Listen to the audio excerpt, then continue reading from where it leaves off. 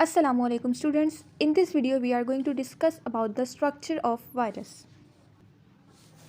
Virus is non-cellular obligate endoparasites. सबसे पहले हमें ये पता होना चाहिए कि पैरासाइट क्या होते हैं। पैरासाइट्स उन ऑर्गेनिजम्स को कहते हैं जो अपना फूड और अपना शेल्टर यानी कि अपना होम दूसरे ऑर्गेनिजम्स के थ्रू ले रहे होते हैं। ठीक है, तो those organisms are called parasites. Parasites दो तरह के होते हैं, एंडोपैरासाइट एंड एक्टोपैरासाइट। एंडोपैरासाइट का मतलब, एंडो का मतलब होता है इनसाइड।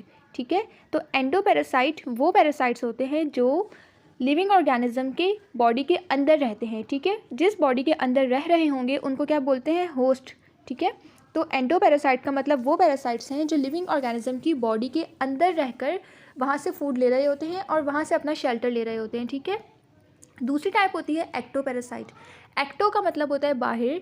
एक्टोपैरासाइट उन ऑर्गेनिजम्स को कहते हैं जो लिविंग ऑर्गेनिज्म की बॉडी के बाहर रहकर यानी उनकी सरफेस पे रहकर वहाँ से फूड ले रहे होते हैं, अपना शेल्टर ले रहे होते हैं। ठीक है, तो उसकी एग्जांपल में हमारे पास आता है लाइस। लाइस जो होती है वो ह्यूमन हेयर्स के अंदर होती है, वहाँ से अपना फूड भी ले रही होती है और वहीं से अपना शेल्टर ले रही होती है। ठीक है, तो वायरस क्या है, दीज आर द एंडोपैरासाइट्स। और most important, they are non cellular यानी कि इनका कोई सेल नहीं होता, इनकी बॉडी में कोई भी सेल मौजूद नहीं होता। It does not have cellular organisation but nuclear material present होता है। ठीक है, इनके अंदर सेल तो नहीं होता लेकिन डीएनए या आरएनए प्रेजेंट होगा। इनका जो डीएनए या आरएनए है उसको हम न्यूक्लिक एसिड बोलते हैं। न्यूक्लिक एसिड के बाहर एक कवरिंग होती है, उस कवरिंग को कहते हैं कैप्सिड। ठीक है, it reproduce only inside the host cell. Viruses जो होते हैं वो सिर्फ होस्ट सेल की बॉडी के अंदर ही रिप्रोड्यूस करेंगे।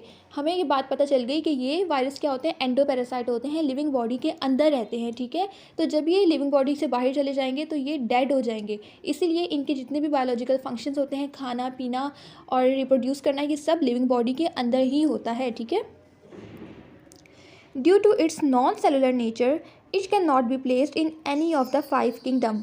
5 किंगडम क्लासिफिकेशन में हमने पढ़ा था कि हम लिविंग ऑर्गेनिजम्स को क्लासीफाई करते हैं इन 5 groups. Unicellular organisms and multi cellular organisms को क्लासीफाई करते हैं, लेकिन वायरस जो है वो नॉन सेलुलर है यानी इसका कोई भी सेल नहीं होता, इसीलिए हम इसको 5 किंगडम की किसी भी क्लास में प्लेस नहीं कर सकते। It cause number of disease. Virus की वजह से बहुत ज़्यादा डिजीज़ कॉज हो सकती हैं। फॉर एग्जांपल, अगर प्लांट के अंदर कोई वायरल डिजीज़ होगी तो वो उसकी एग्जांपल में आता है हमारे पास टोबैको मोज़ैक डिजीज़। ठीक है, और एनिमल्स के अंदर जो कोल्ड, फ्लू और डेंगू, पोलियो, हेपेटाइटिस, एड्स, ये सारी वायरस की वजह से होने वाली बीमारियों के नाम हैं। ठीक है, Prions and viroids are also non-cellular particles, so cannot be placed in any of the 5 kingdom system. ठीक है, तो ये prions and viroids जो हैं ये भी हमारे पास वायरस की एग्जाम्पल्स में आते हैं और ये नॉन सेलुलर है और इनको भी हम 5 किंगडम में प्लेस नहीं कर सकते।